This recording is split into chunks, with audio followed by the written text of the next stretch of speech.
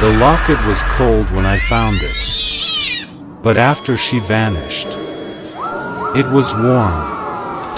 When Megan's grandmother passed away, she left behind more than just her crumbling Victorian house. She left behind a warning, one no one ever read. Megan had only met her once, at age 6. All she remembered was how the woman had stared at her like she knew something she wasn't supposed to say out loud. Now, at 24, Megan stood alone in that same house, tasked with sorting out the attic. The stairs groaned beneath her. The air was thick with mildew and old secrets. Every box was coated in dust, every object soaked in decay. But one black box, tucked deep behind a trunk, stood out, spotless, untouched by time. Inside, a silver locket, tarnished and deeply scratched, like something had tried desperately to destroy it, but couldn't. Megan opened it. Inside was a faded photo of a man and a woman, faces slightly distorted, like they were caught mid-scream. Something about their eyes chilled her, too wide, too knowing. She laughed it off, pocketed the locket, and went home. That night, the dreams began. She stood in a mirror version of the attic, everything upside down, backwards. The man and woman stood at the far end. Their mouths moved, but no sound came out. When she turned to run, she couldn't move. The woman pointed at her chest. The man whispered one word into her mind.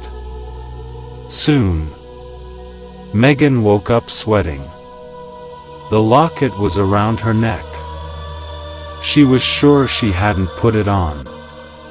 The clasp wouldn't open. It felt fused. She tried everything, soap, oil, even scissors. Nothing worked. Then she checked the photo again. The faces were clearer now. Smiling, subtly, coldly. And the man's eyes had shifted.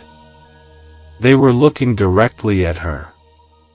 From that day on, Megan changed. She stopped laughing. Stopped replying to texts. Her friends noticed bruises on her arms, shaped like hands. Her reflection sometimes moved. When she didn't, Jess, her roommate, finally confronted her. "You haven't left your room in 3 days." Megan just looked up, her voice flat. "I'm waiting for them." "For who?" "They're almost here."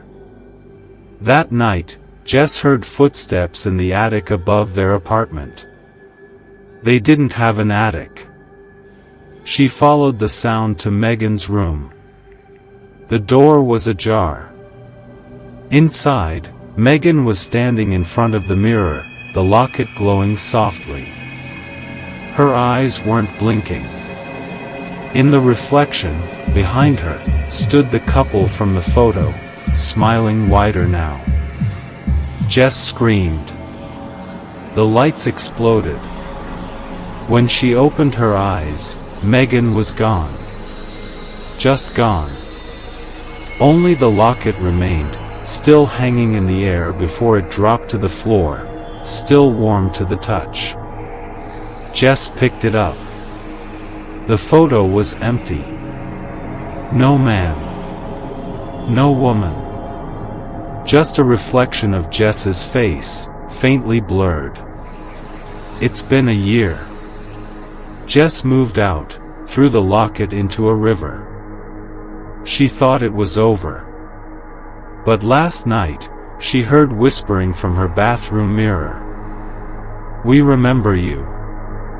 And on her nightstand, where no one had been, the locket was back. Still scratched. still glowing faintly. And now, the photo is changing again. She's in it. So if you ever find an old locket, scratched, cold, forgotten, don't open it. Don't wear it. Don't even touch it. Because once it sees you, you belong to them. Forever. Even in death. Want more chilling stories like this? Subscribe for weekly nightmares. Sleep tight.